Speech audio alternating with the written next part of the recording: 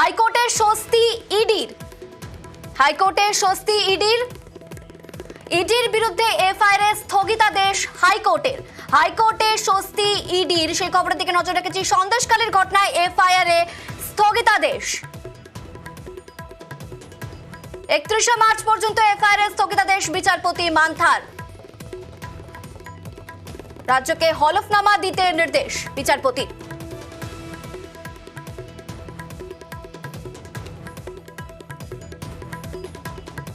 হাইকোর্টের স্বস্তি পেল ইডি, সেই খবরের দিকে নজর রেখেছি।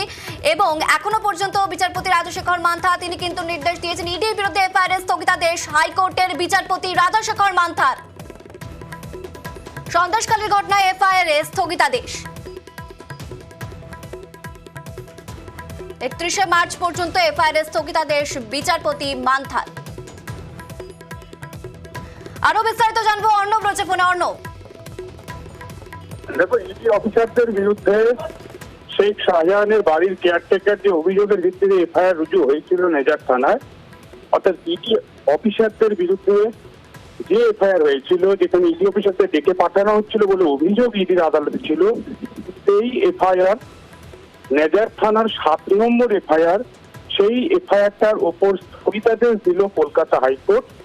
31 মার্চ পর্যন্ত ইডির বিরুদ্ধে এফআইআর কোনো কাজ করা যাবে না বলে এই স্থগিতাদেশ চাপালেন বিচারপতি রাজশেখর মান্থা।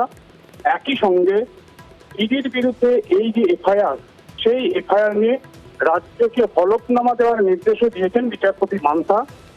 আরো যেটা গুরুত্বপূর্ণ, বিচারপতি রাজশেখর মান্থা 3টে এফআইআর হয়েছে, 7 নম্বর, 8 নম্বর, 9 নম্বর এফআইআর।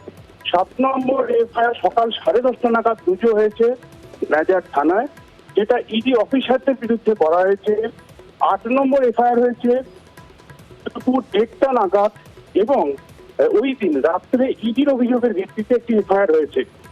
বিচারপতি রাজশেখর মান্থার প্রশ্ন, পুলিশ তিনি ঘটনাস্থলে গেছেন নেজার থানায়, তিনি বলছেন তিনি ইডি আধিকারিকদের রেস্কিউ করে থানায় ফিরছেন দুপুর 1টা নাগাদ, অথচ সকাল 10:30টার সময় কোনো একটি থানায় গেল।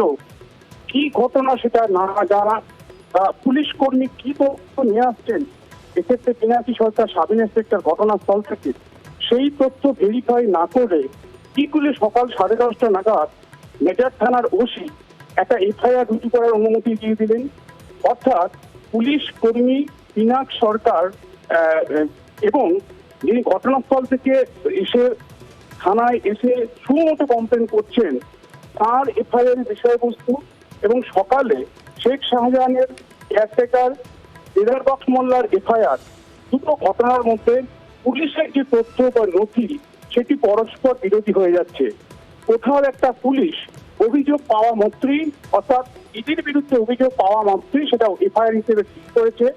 এখানে 1,35,000 টাকা ইডি আধিকারিকরা চুরি করেছে শাহজাহানের বাড়ি থেকে, সেখানে বাচ্চাদের উপর মারধর করা হয়েছে, মহিলাদের সম্ভ্রমহানির মতো ঘটনা ঘটেছে। এই অভিযোগ থানায় শুনি সেটা কি করে এফআইআর রুজু হয়ে গেল কোন রকম অনুসন্ধান ছাড়া।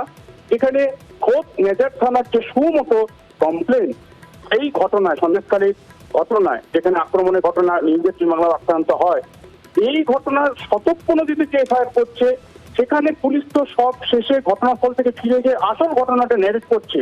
তাহলে ওই সময় পর্যন্ত অপেক্ষা করা যেত, তড়িঘড়ি সকাল 10:30টাতে এই এফআইআর করা হলো কেন? পুলিশ পরস্পর বিরোধী কথা বলছে, পরস্পর বিরোধী তথ্য লুকিয়ে রয়েছে, তাই সন্দেহ রয়েছে এই এফআইআর এর মধ্যে। তাই প্রাথমিকভাবে আদালত ইডির অভিযোগকে মান্যতা দিয়ে ইডির বিরুদ্ধে এফআইআর 7 নম্বর এফআইআর 5ই জানুয়ারি নেজার থানার এই এফআইআর এর ওপর স্থগিতাদেশ দিল 31 মার্চ পর্যন্ত। আপাতত ইডির বিরুদ্ধে কোনো প্রসেসিং করতে পারবে না রাজ্য পুলিশ, এক্ষেত্রে নেজার থানা। বেশ।